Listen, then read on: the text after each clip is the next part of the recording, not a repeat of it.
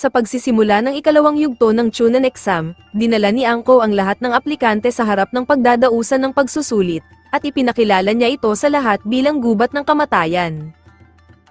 Ngunit nang tila hindi natatakot rito si Naruto at nakuha pa niyang mangasar, sinubukan siyang patamaan ng kanay ni Anko sa pisngi, at sinabing ang may ingay na batang katulad niya ang unang namamatay.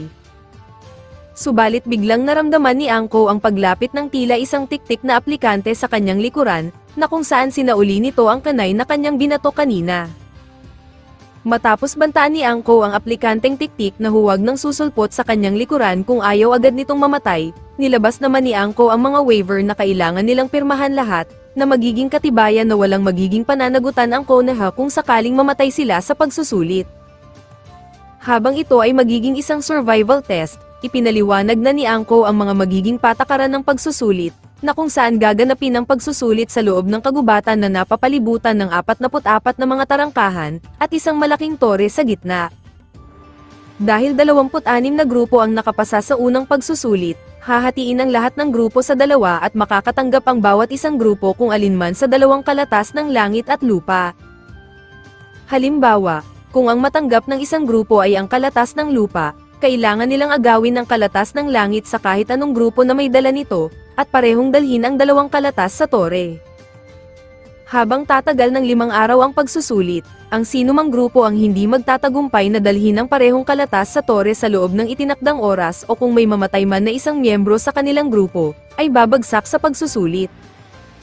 At ang huling patakaran ay mahigpit na ipinagbabawal ang pagtingin sa loob ng mga kalatas hanggat hindi pa sila nakakarating sa tore, dahil dito rin masusubukan kung sila ba ay mapagkakatiwalaan sa paghawak ng mga sikretong impormasyon. Nang ibigay na ng bawat grupo ang kanilang mga pinirmahang waiver at makuha ang kani-kanilang mga kalatas, sinabi ni Anko na magsisimula na ang pagsusulit pagkatapos ng 30 minuto. Kaya matapos makakuha ng mga kalatas ang bawat grupo at makapwesto na sa iba't ibang tarangkahan, ibinigay na ni Anko ang hudyat para simulan na ang pagsusulit, at agad ang ibang grupo ay nagmadaling kumilos dala ang kani-kanilang mga estratehiya kung paano makakaagaw ng mga kalatas. Habang chill lamang sina Naruto sa pagsisimula ng pagsusulit, si Choji naman ay gutom na agad kahit 5 minuto pa lamang ang lumilipas nang magsimula ang pagsusulit. Ngunit nang may maramdaman si Shikamaru na isang grupong paparating ay agad silang nagtago, subalit ikinabahala niya nang may naiwan palang chip si Choji sa lupa. Buti na lamang ay hindi ang mga ito nakita, kaya nakahinga ng maluwag si Shikamaru. Samantala, habang ang grupo ni Kiba ay naghahanda na para sa gagawin nilang plano, nakita sila ng isang grupo at minamaliit sila ng mga ito dahil hindi man lang sila nagtago. Ngunit bigla na lamang may lumabas na linta mula sa likuran ng isang lalaki habang naglaglagan pa ang marami, na kung saan kanina pa pala naramdaman ni Kiba at Shino ang pagdating ng mga ito. Habang hinuli nila ang mga ito gamit ang isang lambat, umalingaw-ngaw ang sigaw ng mga ito sa kagubatan, na kung saan narinig ito nila Sakura. Doon ay naisipan munang umihi ni Naruto ngunit agad siyang sinabihan ni Sakura na doon siya umihi sa malayo. Subalit matapos umihi ni Naruto ay bigla na lamang siyang inatake ni Sasuke, na kung saan hindi niya maintindihan kung bakit iyon ginagawa ni Sasuke. Habang nagtataka na rin si Sakura sa nangyayari, tinanong ni Sasuke kung nasaan na ang tunay na Naruto, dahil ang tunay na Naruto ay hindi kailanman naging kaliwete, at nasaan na ang naging sugat nito sa kaliwang pisngi. Doon na inilantad ng ninja ang kanyang sarili at hinihiling na ibigay nila ang kanilang kalatas. Nang sumugod ang ninja ay doon na ito sinimulang kalabanin ni Sasuke, habang doon niya rin nakita si Naruto at tinulungan niya itong makawala sa pagkakagapos. Ngunit ito ang naging dahilan upang maging bukas si Sasuke, kaya nagawa siyang mahuli ng kalaban. Nakita ito ni Naruto at bumato siya ng isang kanay patungo sa kalaban, habang sinalo naman ito ni Sasuke gamit ang chakra mula sa kanyang paa at muling inihagis sa kalaban. Doon ay sumugod si Sasuke at nagawa niyang mapuruhan ang kalaban, ngunit nagawa nitong makawala at magawang makatakas. Dahil sa nangyari kanina, naisipan ni Sasuke na dapat silang magkaroon ng password na sila lamang ang nakakaalam, para kapag nagkahiwalay sila ay sasabihin nila ito upang makumpirma na sila nga ang totoong Team 7. Habang tila may nakikinig sa kanila, sinabi na ni Sasuke ang napakahabang password at agad naman itong nakabisado ni Sakura, ngunit tila hindi ito nakuha ni Naruto. Ngunit habang nangyayari iyon ay may isang malakas na hangin ang tumama sa kanila, na nagmula pala sa grupo ng tiktik na ninja. Nagawang makapagtago ni Sasuke, ngunit bigla niyang naramdaman si Sakura, at agad niyang tinanong rito ang kanilang password. Nagawang banggitin ni Sakura ang mahabang password, habang naramdaman nila ang pagdating ni Naruto. Doon ay tinanong din niya kay Naruto ang kanilang password, habang nagawa din itong banggitin ni Naruto ng buo. Ngunit inatake ito ni Sasuke at sinabing ang totoong Naruto ay hindi makakabisado ang napakahabang password, habang doon na inilantad ng tiktik na ninja ang kanyang sarili, at sinabing humanga siya sa matalinong ideya ni Sasuke. Sinabi ni Sasuke na sinadya niyang gawin ang isang napakahabang password, dahil alam niyang nakikinig ito kanina sa kanila mula sa ilalim ng lupa. Habang ang tunay palang Naruto ay hindi pala nakailag kanina, dito ay hindi niya namalayan ang pagdating ng malaking ahas sa kanyang harapan. Sinubukan niyang tumakas ngunit agad siyang nilingkis nito at kinain. Samantala, nilabas naman ng babae ang kalatas ng lupa na kailangan nila Sasuke, ngunit ikinagulat nila nang lunukin ito ng babae at sinabing buhay nila ang nakataya rito. Binigyan sila ng isang nakakatakot na tingin ng babae, na kung saan pareho nilang nakita ang kanilang sasapitin na kamatayan, habang sa sobrang takot ay pareho silang hindi makagalaw ni Sakura. Dahil kamatayan ang naghihintay sa kanila kung hindi sila kikilos, pinilit ni Sasuke gumalaw ngunit nagsimula ng umatake ang babae, at binato sila ng dalawang kanay. Samantala, habang si Naruto ay nasa loob pa rin ng tiyan ng ahas at nahihirapan makalabas, nakita niya ang kanyang pagkain na unti-unting nalulusaw, at naisip na ganito ang mangyayari sa kanya kung hindi siya gagawa ng paraan. Doon ay isa-isang naalala ni Naruto ang mga taong mahahalaga sa kanya, ngunit nang maalala niya si Sasuke ay bigla niyang naalala na hindi pa nga pala niya natatalo ang kanyang matinding karibal. Kaya't nakapagpasya si Naruto na hindi siya pwedeng mamatay roon at gumawa siya ng napakaraming shadow clone, hanggang sa sumabog ang katawan ng ahas at siya ay makalabas. Samantala, nagawang makatakas nila Sasuke bago pa man sila tamaan ng mga kanay, na kung saan sinaksak niya ang kanyang sarili upang mapalitan ng sakit ang kanyang takot. Doon niya nagawang mailigtas si Sakura at makatakas mula sa tiktik, na kung saan lalo pa niyang napahanga. Nang bumalik naman sa sarili si Sakura ay agad niya itong pinatahimik dahil baka marinig sila ng kalaban. Ngunit hindi naman nila namalayan ng biglaang pagsulpot ng ahas, na nagawa naman nilang matakasan. Nang makita ni Sasuke ang imahe ng babae mula sa ahas ay sobra niya itong ikinatakot, kaya agad siyang naghagis ng mga shuriken upang mapatay ito. Ngunit ang mas lalo nilang ikinatakot nang biglang lumabas ang babae mula sa ahas at mabilis itong tumungo kay Sasuke. Subalit may biglang pumigil rito, na nagmula pala sa pasikat na Naruto at may linyang nakalimutan daw kasi niya ang kanilang password. Napagtanto ni Naruto na ito pala ang nagpadala ng ahas upang siya ay paslangin, kaya't sinabi niya na siya ang haharap rito at tatapos sa taong ahas. Ngunit para kay Sasuke ay kailangan na nilang tumakas dahil hindi nila kakayanin ang ganitong klaseng kalaban, na kung saan wala na siyang ibang nakikitang paraan kundi gawin ang kanyang iniisip. Nagsimulang makipagnegosasyon si Sasuke na ibibigay niya ang kanilang kalatas kapalit ng kanilang pagtakas, ngunit mabilis itong sinalo ni Naruto at sinuntok niya si Sasuke. Sa galit ni Naruto ay sinabihan niyang isang impostor si Sasuke, dahil ang tunay na Sasuke na nakilala niya ay hindi ganoon mag-isip at hindi isang duwag. Sinabi pa ni Naruto na hindi naman sila nakakasigurado na sila ay patatakasan ng kalaban kung ibibigay nila ang kanilang kalatas, kung saan inamin nga ito ng babae. Nagsimula ng kumilos ang babae habang sinubukan itong pigilan ni Naruto, ngunit naglabas ulit ng isa pang ahas ang babae at inatake nito si Naruto.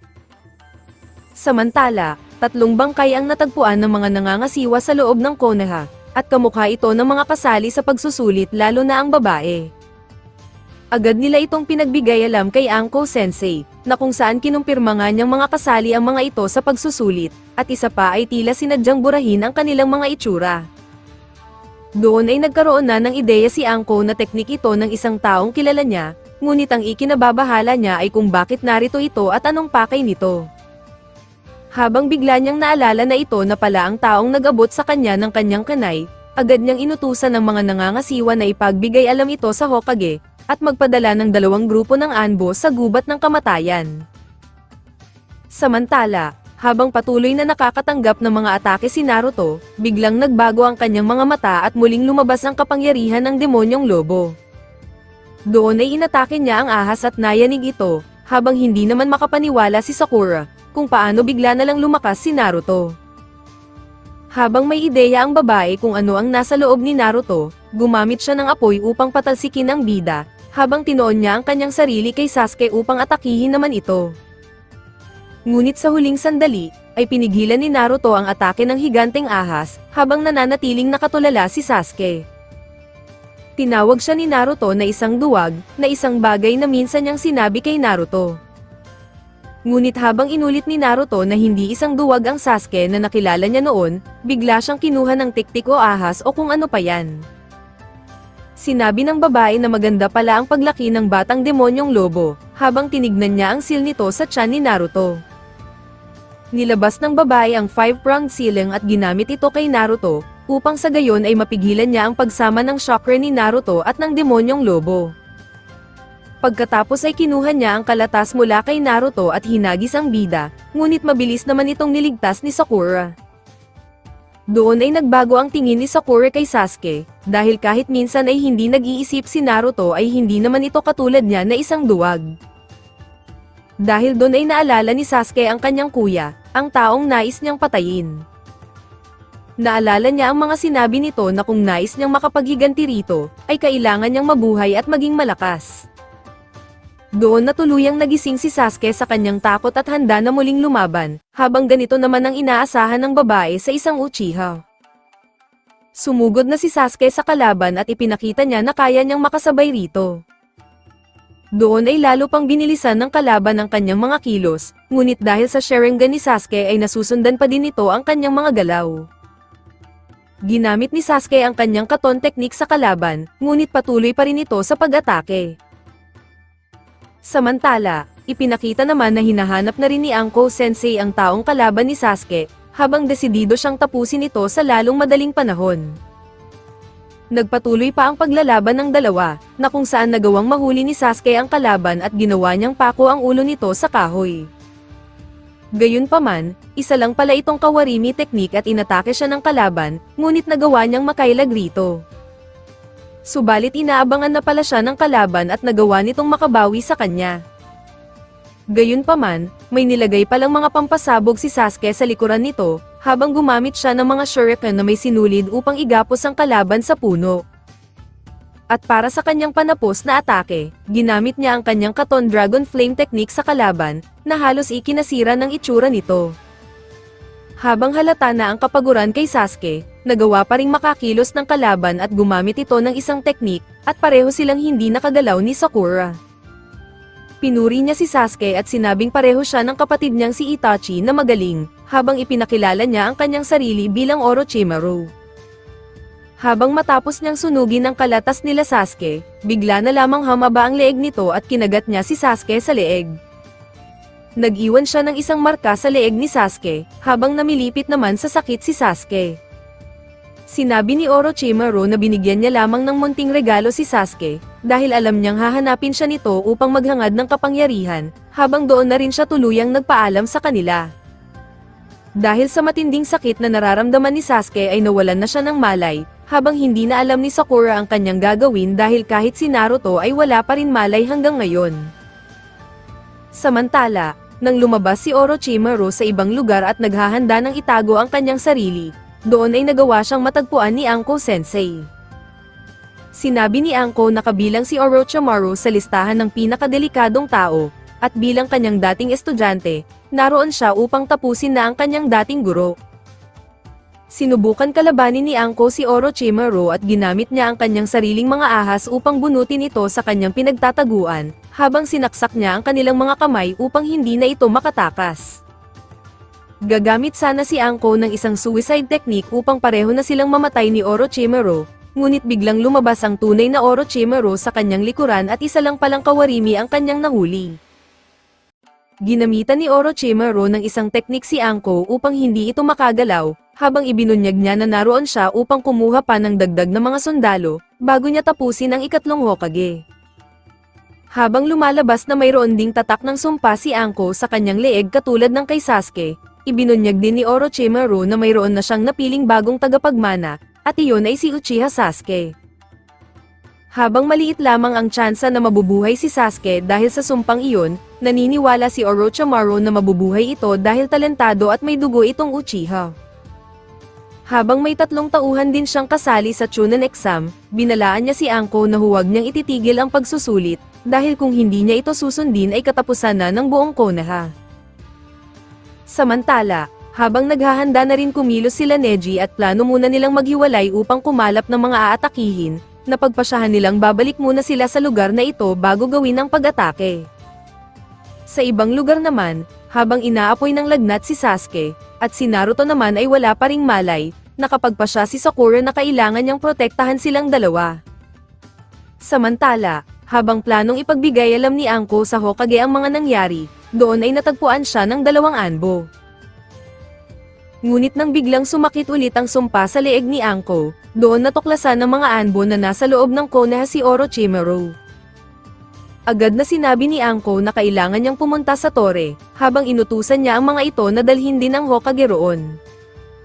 Balik sa mga bida, habang wala pa ring malay ang 2 malakas, walang malay si Sakura na pinagmamasdan na sila ng 3 taga Sound Village, at sila ang mga tinutukoy na tauhan ni Orochimaru.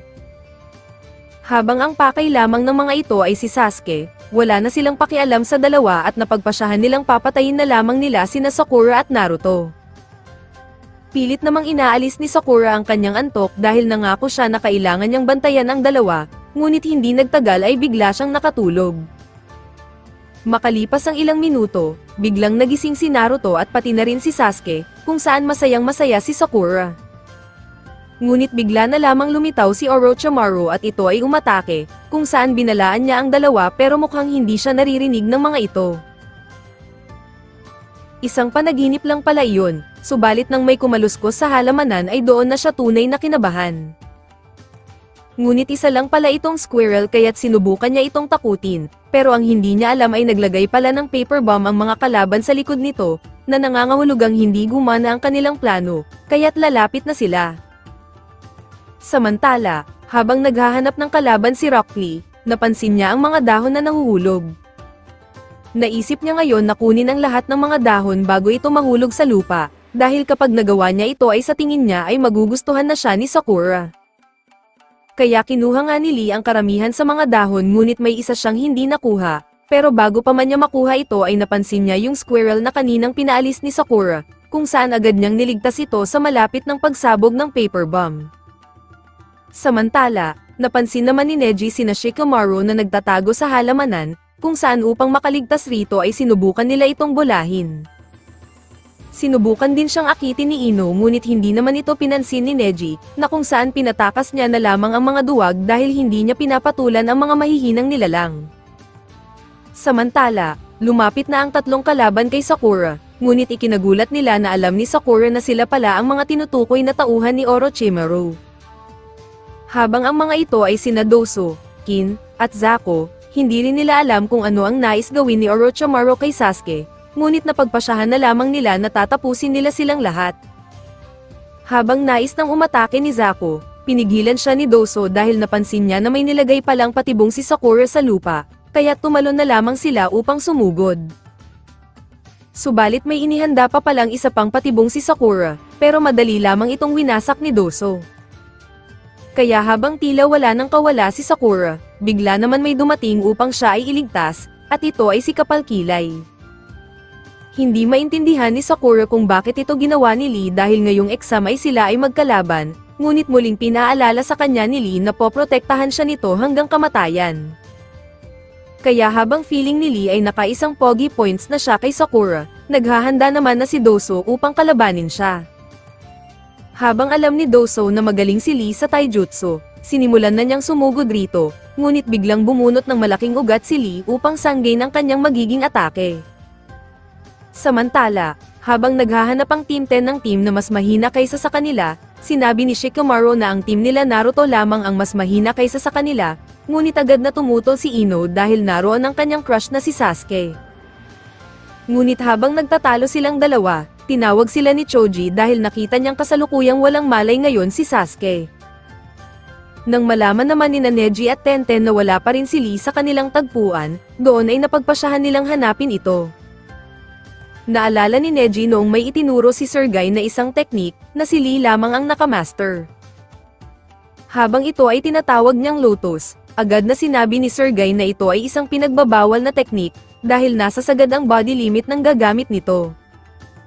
Ipinaliwanag ni Guy na 20% lamang ang karaniwang nagagamit na kalamnan ng isang normal na tao, ngunit kung gagamitin nila ang teknik na Lotus, 100% ng mga kalamnan ang ginagamit nito, na maaaring magdulot sa pagkasira ng mga muscles sa katawan. Kaya maaari lamang niya itong gamitin para protektahan ng isang taong mahalaga sa kanya, na ngayon ay binabalak ng gamitin ni Rock Lee. Ginamit nga ito ni Lee kay Doso at ito ang teknik na dapat niya sanang gagamitin kay Sasuke noon, na kung saan tinalian niya ito ng mga benda at plano ibagsak ang ulo sa lupa. Ngunit gumamit ng isang teknik si Zaku upang seluhin ang lakas ng impact ng Lotus at iligtas ang kanyang kasama, kung saan nabaliwala lamang ang ginawa ni Rock Lee. Habang ramdam na ni Lee ang epekto ng Lotus, si Doso naman ang nagpakita ng kanyang sariling teknik, kung saan bigla na lamang nahilo at bumagsak si Lee. Inamin ni Doso na sadyang napakabilis nga ni Lee ngunit kaya niya itong pantayan gamit ang speed of sound, habang bigla na lamang nagsuka at tumulo ang dugo sa kaliwang tenga ni Rock Lee. Ipinaliwanag ni Doso na ang kanyang teknik ay gumagamit ng tunog, kung saan nabubuo ito sa pamamagitan ng vibration, at ito naman ang nasasagap ng ating tenga. Kapag ang tenga ng isang tao ay nakasagap ng lagpas sa 150 MHz, ang eardrum nito ay masisira at magdudulot sa pagkawala ng balanse ng katawan. Sumingit naman si Zaku at minaliit ang taijutsu ni Lee, dahil habang si Doso ay gumagamit ng tunog, siya naman ay gumagamit ng air pressure na kayang wasakin o palambutin ang lupa o maski ang bato. Muling umatake si Doso at ang punteriya niya ay si Sakura, kung saan sinubukan ni Lee na tumulong ngunit nawala na talaga siya sa balanse. Inatake muli ni Doso ang kaliwang tenga ni Lee gamit ang mas malakas pang vibration, at doon na tuluyang bumagsak si Rock Lee. Habang nasa bingit na ng panganib si Sakura, makikita namang nakarating na ang grupo nila Shikamaru, at tinanong niya si Ino kung hindi ba niya tutulungan si Sakura, dahil naging matalik naman silang magkaibigan noong mga bata pa sila. Habang naalala ni Ino na natapos ang kanilang pagkakaibigan noong nalaman nilang dalawa na pareho nilang gusto ang iisang lalaki, sinagot niya si Shikamaru na wala rin naman silang magagawa sa laban. Sinubukan umatake ni Sakura ngunit sinalaglang ito ni Zaku, habang hinawakan naman ni Kin ang kanyang buhok. Sinabi ni Kin na marami pa atang oras magpaganda si Sakura kaysa magsanay, habang si Sakura naman ay naiinis sa kanyang sarili dahil wala siyang silbi at siya nalang palagi ang prinoprotektahan. Nang balak ng patayin ni Zaku si Sasuke na kasalukuyang may lumalabas na chakra sa sumpa nito, biglang bumunot naman ng kanay si Sakura. Habang nakatingin silang lahat at iniisip kung anong gagawin ni Sakura, napilitan si Sakura na putulin ang kanyang buhok upang makawala sa pagkakahawak ng kalaban. Sinabi ni Sakura na palagi na lamang siyang nagtatago sa likuran nila Naruto at Sasuke, at palagi na lamang siya ng mga itong prinoprotektahan. At ngayong si Lee naman ang gumawa sa kanya nito, nais niyang gamitin ang kanyang bagong determinasyon upang sila naman ang kanyang protektahan. Bigla siyang inatake ni Kin ngunit isa lang pala itong kawarimi technique, habang ang inatake ni Sakura ay si Zaku. Binalik lamang ito ni Zaku ngunit isa na naman itong kawarimi technique, habang nasa ere pala si Sakura ngunit doon ay inatake siya ni Zaku. Habang tingin ni Zaku ay kawarimi technique ulit ito pala ang tunay na Sakura at nagawa siyang masaksak nito, at kagatin ang kanyang kaliwang braso. Habang nagulat si Ino sa ginawa ni Sakura, pilit namang sinusuntok ni Zaku si Sakura upang pakawalan siya nito. Doon ay biglang naalala ni Ino noong unang magkakilala sila ni Sakura, na kung saan iyakin at palagi itong binubuli dahil sa malapad nitong noo. Si Ino ang nagbigay kay Sakura ng ribbon at ang nagturo na pagkatiwalaan ang kanyang sarili, habang siya din ang dahilan kung bakit nagkaroon ng bagong mga kaibigan si Sakura. Ngunit isang araw nang malaman ni Ino na may gusto rin si Sakura kay Sasuke, ay doon na niya tinuring na isang karibal si Sakura. Lalo na nang malaman nilang gusto raw ni Sasuke ang mga babaeng mahaba ang buhok, pareho silang dalawa na nagpahaba ng mga buhok, at doon na nagsimula ang pagiging magkaribal nila kay Sasuke. Kaya ikinagulat na lamang ni Ino nang makita niyang pinutol ni Sakura ang kanyang buhok, para lamang protektahan ang mahahalaga para rito. Nang maibalibag ni Zako si Sakura at handa nang tapusin, doon na nagpas siyang lumabas ang grupo nila Ino, at sinabing hindi pa rin siya magpapatalo kay Sakura. Samantala, si Sasuke naman ay nananaginip tungkol sa nangyari noong siya ay batang musmos pa lamang, kung saan sinisisi ni Sasuke ang kanyang sarili sa pagkamatay ng kanyang mga magulang, dahil siya ay masyadong mahina upang sila ay kanyang protektahan. Balik sa laban, habang si Choji ay natatakot at hindi pa handang mamatay, sinabihan siya ni Zako na umuwi na lamang ang mga tabachoy. Narinig ito ni Choji at sinabing ulitin nito ang kanyang sinabi, kung saan tinawag nga ulit siya ni Zako na tabachoy. Hindi ito nagustuhan ni Choji at sinabi malusog lamang siya at hindi tabachoy, kung saan doon na nagalit si Choji at gusto nang wasakin ang mga kalaban. Doon na nila ginawa ang Transformation Ino Shikecho, kung saan ginamit ni Choji ang kanyang expansion technique at tila nagmistulang umiikot na bola, habang tinawag niya itong human boulder. Sinubukan itong pigilan ni Zako gamit ang kanyang air pressure, ngunit tumalbog lamang si Choji sa ere. Tutulungan sana ni Doso si Zako ngunit bigla siya natigilan, dahil ginamit naman sa kanya ni Shikamaru ang signature technique nitong Shadow Possession technique. Kaya habang walang nagawa si Zako kundi umilag na lamang, hindi naman makatulong si Doso dahil ginagawa siyang kenkoy ni Shikamaru. Si Ino naman ay ginamit ang kanyang mind transfer technique sa babaeng kalaban, at agad niyang nakontrol ang isipan at katawan nito. Binalaan niya sila na ibigay na lamang ang kanilang kalatas kung ayaw nilang masaktan ang kanilang kasama, ngunit ngumiti lamang ang dalawa at inatake pa rin siya ni Zako, kaya't prinotektahan siya ni Choji. Habang nagtamo rin ang kanyang katawan ng pinsala, hindi makapaniwala si Ino na nagawa nila iyon sa kanilang kasama. Ibinunyag ni Doso na hindi sila naroon para makapasa sa pagsusulit, dahil ang kanilang tunay na pakay ay si Sasuke. Nang mawala na rin ang bisa ng teknik ni Shikamaru, doon napagtanto ng mga kalaban na 5 minuto lamang ang itinatagal ng Shadow Possession technique, habang naisip din nila na kung papatayin nila si Kin ay paniguradong mamamatay din si Ino at handa silang gawin ito. Ngunit bigla silang natigilan sa pagdating ni Tenten at Neji, kung saan nang makita ni Neji ang nangyari kay Lee ay ikinagalit niya ito, habang natakot naman sa kanya sina Doso. Habang naghahanda na sina Doso at Zako, biglang natigilan si Neji at sinabing hindi na nila kailangan gawin pa iyon dahil may nararamdaman siyang isang malakas na chakra. Sa panaginip ni Sasuke, patuloy pa rin ang kanyang pagsisi sa kanyang sarili sa pagkamatay ng kanyang mga magulang, dahil kung mayroon lamang siyang sapat na kapangyarihan noon ay hindi sana mangyayari ito. Dahil sa galit at puot na nararamdaman ni Sasuke ay nagising niya ang sumpang ibinigay sa kanya ni Orochimaru, habang natatakot naman sa kanya si Sakura. Habang nagulat si Doso na may cursed mark rin pala si Sasuke, nararamdaman ngayon ni Sasuke ang matinding kapangyarihan na ibinigay sa kanya ni Orochimaru, kung saan ngayon lamang ulit niya naalala na nabubuhay siya upang maghiganti. Nang tanungin ni Sasuke si Sakura kung sino ang nanakit sa kanya, agad na sumagot si Zako at tinignan ito ni Sasuke, habang agad naman inutusan ni Shikamaru ang kanyang mga kasama na bumalik na at magtago. Lalo pang kumalat ang sumpa sa katawan ni Sasuke habang natatakot naman na sa kanya si Doso dahil sa napakalakas na chakra na kanyang nilalabas. Ngunit hindi nagpadaig si Zako at nagpakawala ito ng isang napakalakas na air pressure, subalit mabilis lamang itong nailagan ni Sasuke at nagawa din niyang mailigtas ang kanyang mga kasama. Habang hindi makapaniwala si Doso, gumamit pa si Sasuke ng Katon Fireball technique na may mga laman palang mga shuriken, habang mabilis din siyang pumunta kay Zako at hinawakan ang kanyang dalawang braso. Ngumiti si Sasuke habang nagmamakaawa sa kanya si Zako, ngunit binali pa rin niya ang mga balikat nito habang itinoon niya ang kanyang sarili kay Doso. Nang lumapit na si Sasuke sa natatakot ng si Doso, si Sakura naman ay sobrang nababalot na rin ng takot, at napagtanto niyang hindi na ito ang Sasuke na kanyang nakilala.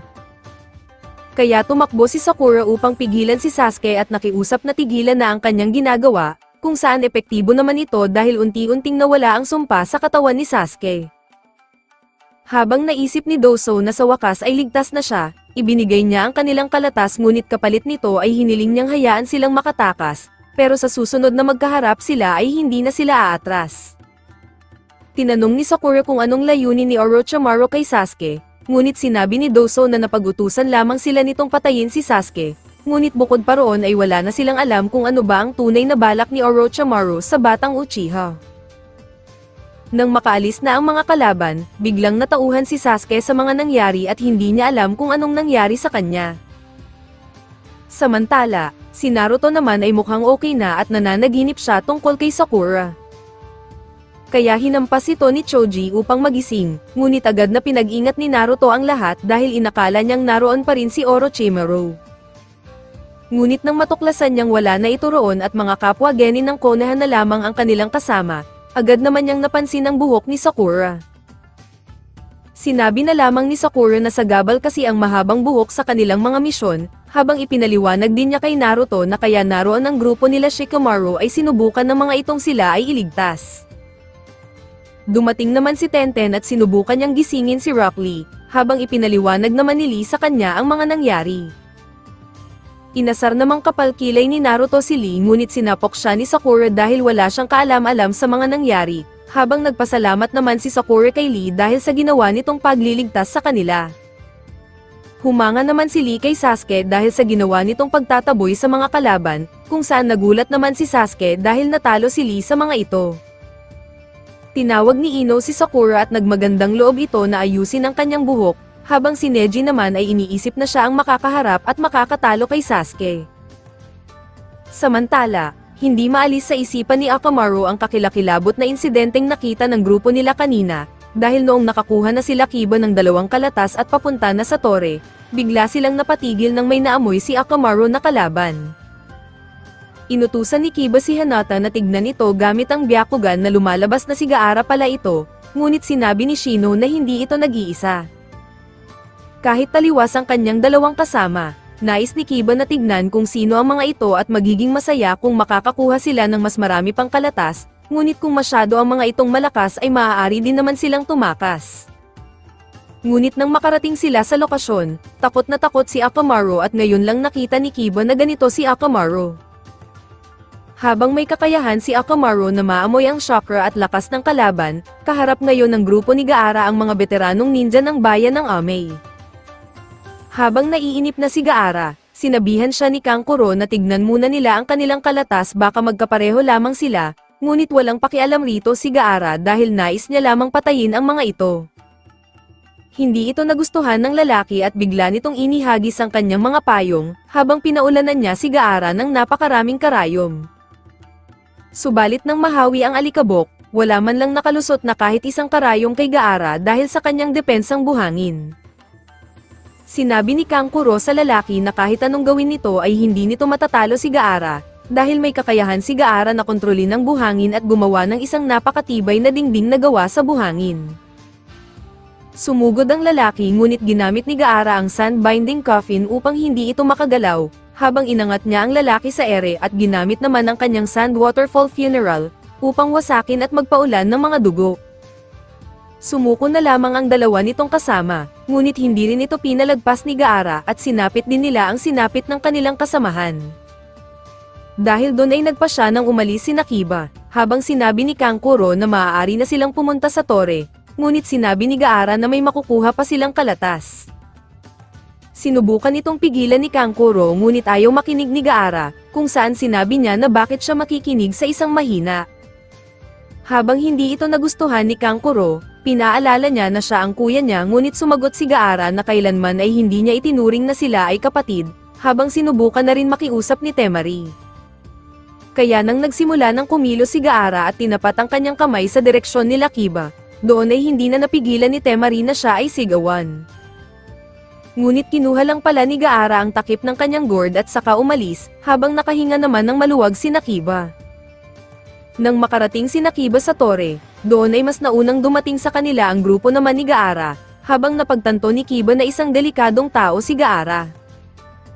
Samantala, habang nag-uusap sina Anko at ang 2 anbo, biglang dumating ang isang tauhan at ipinakita sa kanya ang isang videotape. Ito ang grupo ni Gaara na nagawang tapusin ang ikalawang pagsusulit sa loob lamang ng 1 oras at 37 minuto, na bumasag sa matagal ng record na 4 na oras. Nagulat rito si Anko dahil lagpas na sila sa isang genin level, habang kapansin-pansin na wala man lang sugat o kahit anong dumi sa damit ni Gaara. Habang kahit silang mga Chunan ay hindi magagawang hindi magalusan sa pagsusulit, humanga sila sa abilidad ni Gaara ngunit hindi nila gusto ang nais ipakita ng mga mata nito. At dito muna nagtatapos ang ating recap, like and share naman dyan, maraming salamat sa palaging panonood.